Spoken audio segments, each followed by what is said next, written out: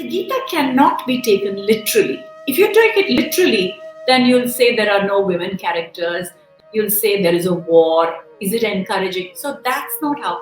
Everything in India has symbols, symbolism, metaphors, and it's up to us to look at the interpretation and learn it. I'll show you. This sari, for instance, is what I often wear. And see what it has on its pallu. It has the scene from the Bhagavad Gita.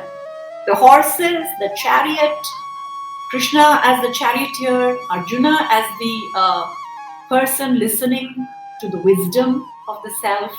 You know, the four horses that drag the chariot of the Bhagavad Gita stand for our five senses. And people ask, why five senses and four horses? Because eyes, ears, taste, touch, and smell are our five senses. Because one of our senses, our tongue, actually can taste and touch.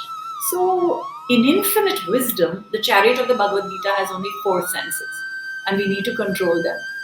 These four senses, as the horses, drag us on the journey from birth to death. And they go in whichever road they want to go. Desires are the roads they travel by. It is up to us to use the reins, which is really a symbol of our mind, and spend time meditating and doing yogic practices so that we have a centering practice to keep us in this busy world.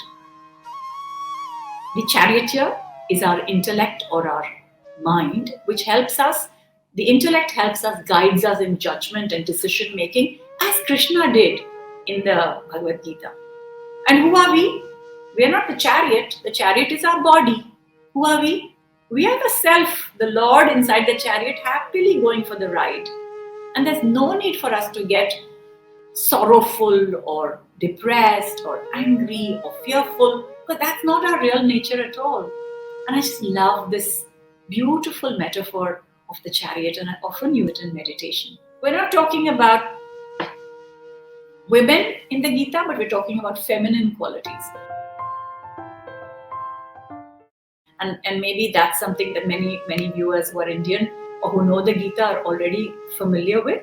The phrase from, I think, chapter 10, verse 34, where it says, Kirti Shri Vakchanari Nam Smitir Medha Dhriti Kshama. These are the feminine qualities. Kirti is fame, Shri is beauty, perfect speech, memory, intelligence, loyalty, and forgiveness. They call these seven values as feminine qualities in the Gita. So this is applicable to all human beings, right? We can pick up these feminine qualities and develop them among ourselves. So when we say Shri, when the words in the Gita talk about Shri as a feminine quality, Shri means beauty. It's not just the beauty outside, which is fine. We should still be putting our little makeup and looking beautiful outside, but it's about the inner radiance. And that's why we have a bindi in India, right?